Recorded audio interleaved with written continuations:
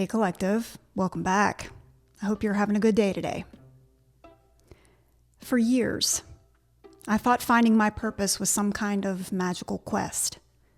I was waiting for a lightning bolt moment, a divine revelation that would finally tell me why I was here. It never did, or so I thought. The breakthrough that actually changed my life didn't come from a guru on a mountaintop. It came from a scientific paper I was studying late one night for school. And it turns out I was looking in completely the wrong direction. The secret to a meaningful life wasn't just spiritual, it was biological. The human need for purpose isn't just a nice philosophical idea. It's a fundamental part of our biology. And once I started to understand that, everything started to click into place. This is the story of how I stopped searching for one single mystical answer and started following the evidence. So, if you've ever felt lost or just wondered what the whole point is, stick around because science has an answer. First up, the problem. And let's be honest, the whole search for purpose thing can feel completely overwhelming. We're told it's the most important thing you can ever find, but nobody gives you a reliable map. Instead, you get a ton of conflicting advice. Follow your passion, they say. But what if you have 20 passions, like me? Or worse, none that seem to pay the damn bills. Find your bliss, they tell you. But bliss is a feeling. It comes and goes.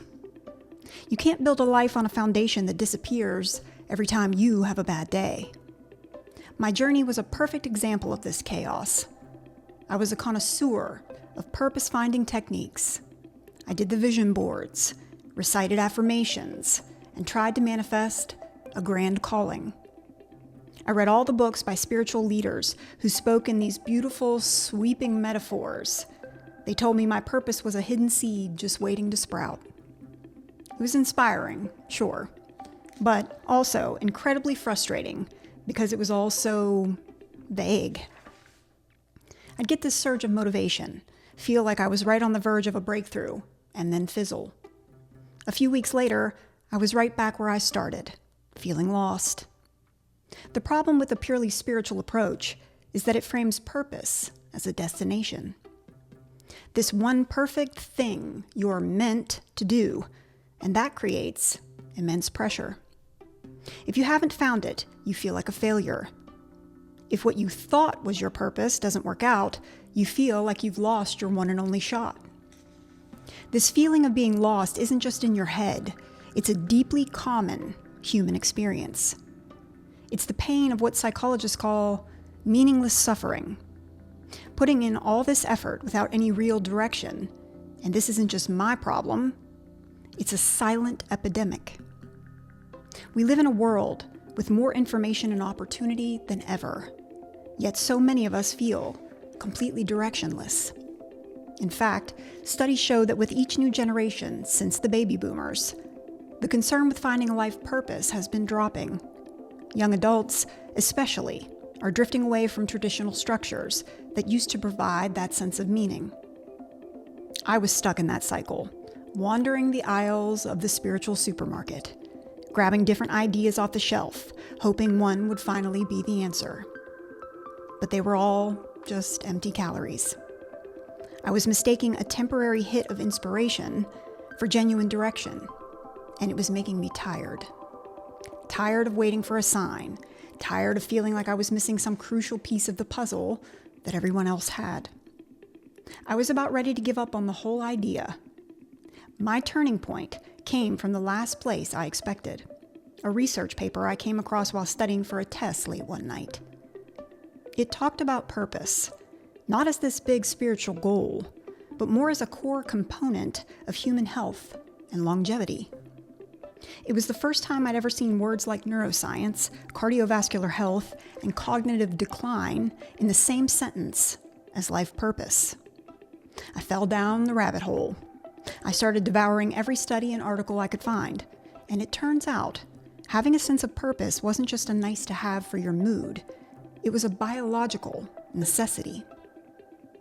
Study after study shows that people with a clear sense of purpose have greater life satisfaction, lower rates of depression, and are way more resilient when life throws them a curveball.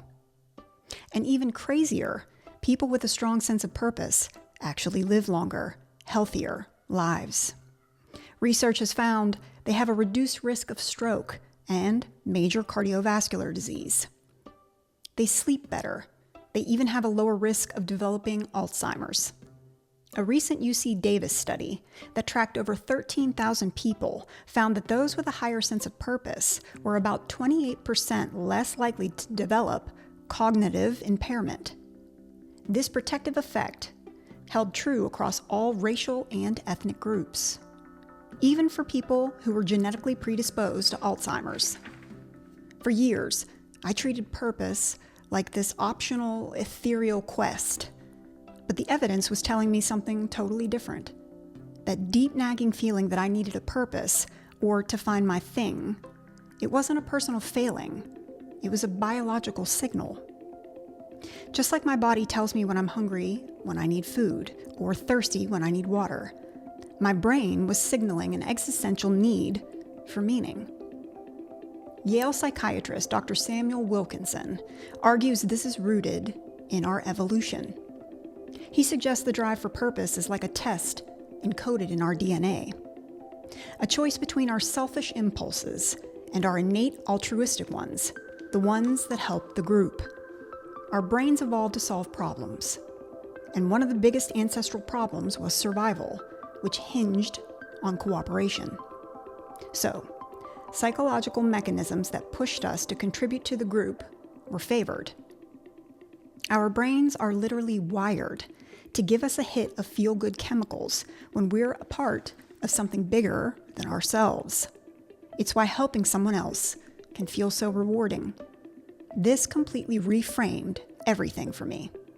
So friends, the search for purpose isn't about finding some magical key.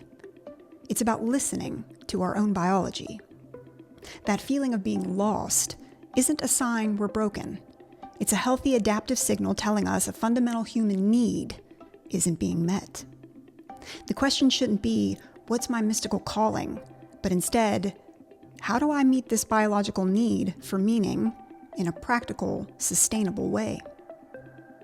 Now, the answer. What is it about having a sense of direction that literally changes our health? It all comes down to how purpose organizes your brain and body. Think of it as your brain's North Star. It's a guiding principle that helps you navigate life, make decisions, and focus your energy. First, purpose is a powerful buffer against stress. Life is full of setbacks and daily hassles.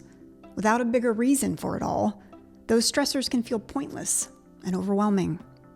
This leads to chronic stress, which floods your body with the hormone cortisol. High cortisol is linked to a horror show of health problems. Anxiety, depression, weight gain, heart disease, high blood pressure, the list goes on and on. But when you have a sense of purpose, your brain processes stress differently.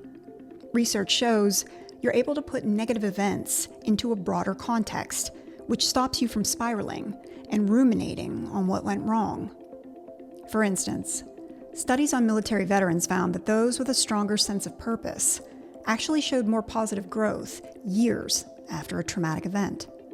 It's not that they didn't feel the stress, it's that their purpose gave them a reason to bounce back. It's what it means to be anti-fragile, not just surviving chaos, but growing stronger from it. Second, purpose changes your decision-making. When you have a clear why, the what and how get a lot easier. Neuroimaging studies show that when people with a strong purpose face a choice like exercising versus staying on the couch, their brain shows less internal conflict.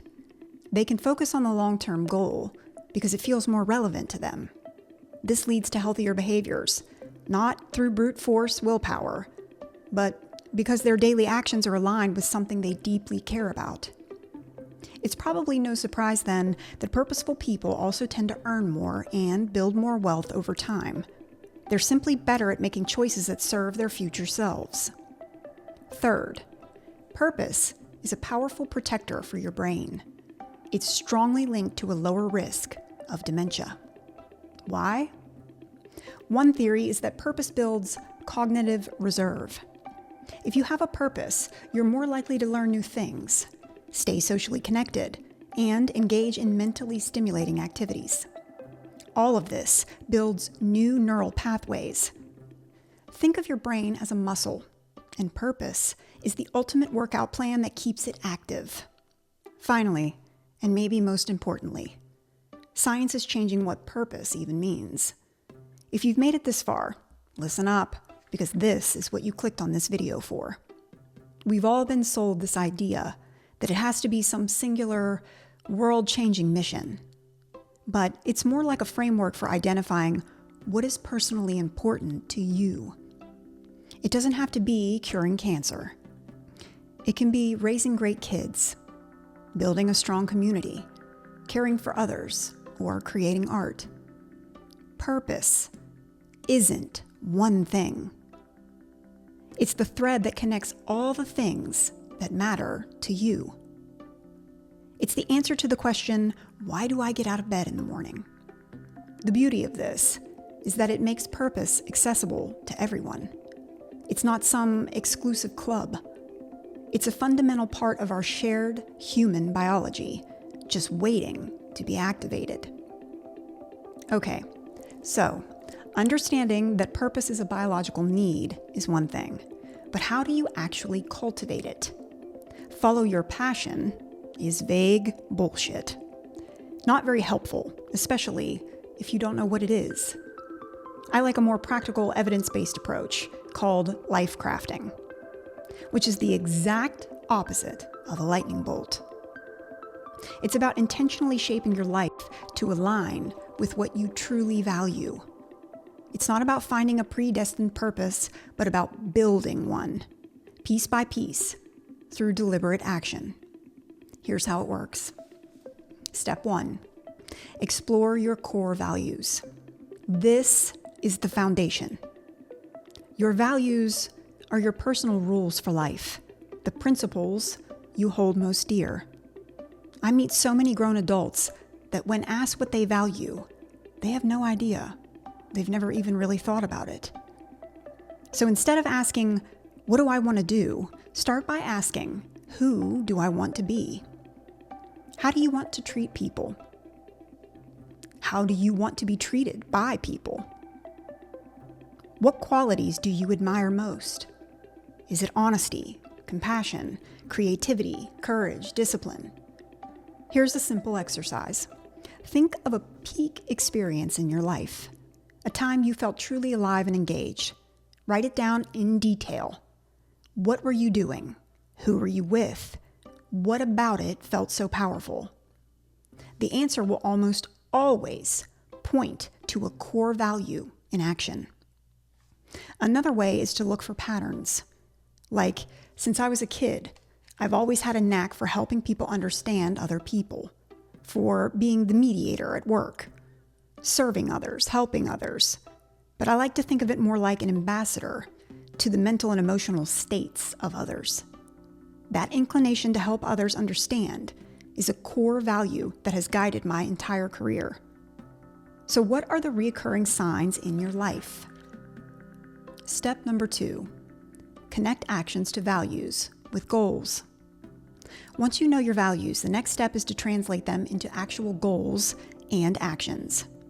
This is where purpose gets built, day by day. A goal without a value is just a task on a to-do list, but a goal connected to a value becomes a source of meaning. Research is crystal clear on this. Pursuing goals, not just thinking about them, is what builds a sense of purpose. If you value community, your goal might be to organize a monthly neighborhood cleanup or garage sale. If you value creativity, your goal could be to spend 30 minutes a day writing or painting. The key here is to set self-concordant goals, goals that align with what you're genuinely interested in. A powerful technique is to write about your best possible self. Imagine your life in the future, where everything has gone as well as it possibly could. Write in detail about what that looks like.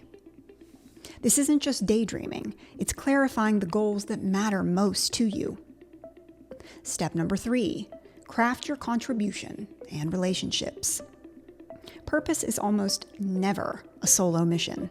It almost always involves contributing to something bigger than yourself and being around people who support you. The question to ask is, how can my values and goals serve others? This doesn't have to be some grand world-saving gesture.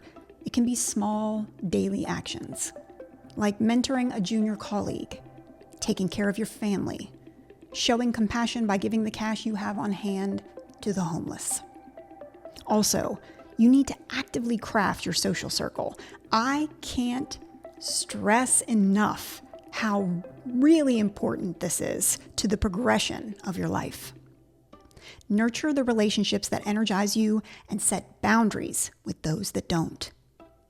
Step number 4, create a coherent narrative. The final step is to weave all of this into your personal story. Your narrative is the story of who you are, where you've been, and where you're going. It connects your past experiences, even the painful ones, to your present actions and future goals. We can use me, for example.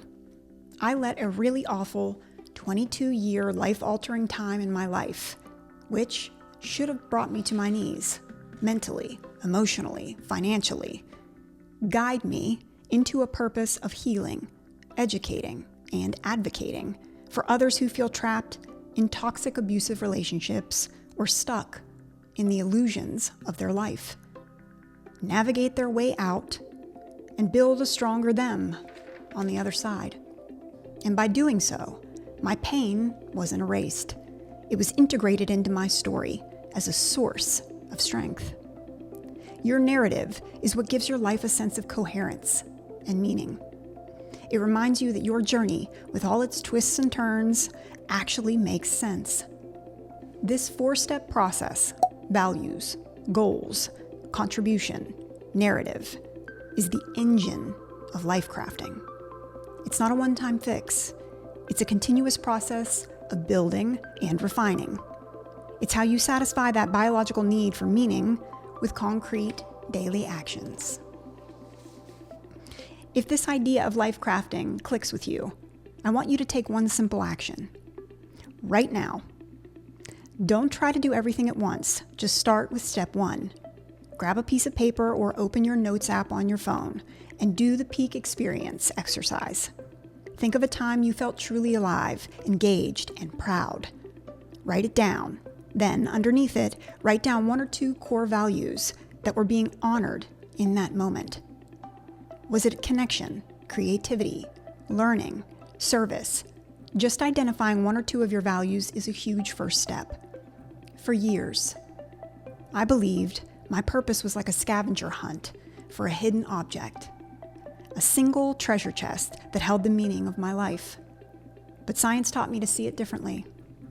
Purpose isn't an object that you find. It's a structure you build. It's not a noun, it's a verb. It is the daily practice of aligning what you do with what you value. It's the process of crafting a life that feels like yours and that contributes to the world, no matter how big or small that contribution may be. The beautiful and empowering part is that you don't need to wait for a lightning bolt. You don't need permission from the universe. You already have everything you need. The drive for purpose is part of your biological instruction manual. Your brain is wired for it, and your body thrives on it. So stop looking outside yourself for the answer. The map isn't out there.